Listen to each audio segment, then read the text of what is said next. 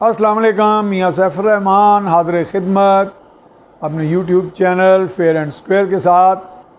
بات آگے بڑھانے سے پہلے آپ سے گزارش ہے کہ میرے چینل کو سبسکرائب کریں، لائک کریں اور شیئر کریں تاکہ اب آپ سے زیادہ سے زیادہ معلومات کا تبادلہ ہو۔ آج کا موضوع جو ہے وہ انتخابی اصلاحات ہے، اور اس کے ساتھ ایک جڑا ہوا سوال کہ کیا عام آدمی ہے جس کی زندگی پہلے ہی بڑی اجیرن ہو گئی ہے مہنگائی کی وجہ سے، سماجی ناانصافیوں کی وجہ سے، عدالتی ناانصافیوں کی وجہ سے، ناہمواریوں کی وجہ سے، معاشرے میں جبر کا جو رجحان ہے، بے روزگاری ہے اور دیگر کئی مسائل ہیں، ان کی وجہ سے پھر ہمارے ہاں نظریاتی بھی جو آپ دیکھے ہیں کہ ایک انتشار کی سی کیفیت، ایک متشدد رویے، چھوٹی سی بات پہ آپ تشدد پر اتر آتے ہیں، اس کی زندگی اجیرن ہے۔ وہ بعض اوقات سوال جو جڑا ہوا ہے انتخابی اصلاحات کے ساتھ وہ یہی ہے کہ عام آدمی تو اپنے مسائل کا حل چاہتا ہے جو شاید ہی کسی حکومت نے آج تک حل کیا ہو، اور خاص طور پہ وزیر اعظم عمران خان کی حکومت وہ حل کرتے دکھائی نہیں دے رہی، کم سے کم اپنے اہداف کے تناظر میں، یعنی ان اہداف کے تناظر میں اگر دیکھا جائے جہاں 50 لاکھ نوکریوں کی یا گھروں کی بات کی گئی، 1 کروڑ نوکریوں کی، تو اس سمت میں کوئی قدم نہیں اٹھایا گیا۔ ہاں البتہ صرف یہ 1-2 باتیں ہمیں سننے میں ملتی ہیں، اور وہ صحیح بھی ہوں گی کہ زر مبادلہ کے ذخائر بڑھ گئے ہیں، پاکستانیوں نے اعتماد کا اظہار کیا ہے، بانڈز میں بڑا پیسہ آ گیا ہے اور برآمدات بڑھ گئی ہیں۔ چلیں اچھی بات ہے، اگر بتدریج طریقے سے اسی میں ترقی ہو جائے اور عام آدمی خوشحال ہو جائے تو یہ بھی بذات خود ایک بڑی نعمت ہے۔ لیکن وہ جو اہداف کا میں کہہ رہا ہوں اس تناظر میں کہ کیا 50 لاکھ گھر بنتے نظر آ رہے ہیں اگلے 2 سال میں؟ 2 سال بھی کیا رہ گئے، پھر تو انتخابی سال ہوگا 2023، اس میں کام تو تقریباً سٹینڈ سٹل، معلق سا ہو جاتا ہے۔ تو اتنے تھوڑے قلیل مدت میں، اور وہ 1 کروڑ نوکریوں کے بارے میں تو اس وقت لوگ پنجابی میں کہتے ہیں رول گئے ہیں، ڈگریاں لے کے، پروفیشنل ڈگریاں لے کے بچے نوجوان ہنرمند بیٹھے ہیں، ان کو ملازمتیں نہیں مل رہی، مواقع نہیں ہیں،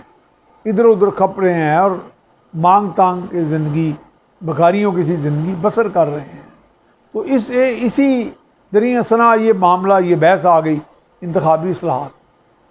تو ناظرین، اس میں آپ کو بتانا، آپ سے گزارش یہ کرنی ہے کہ انتخابی اصلاحات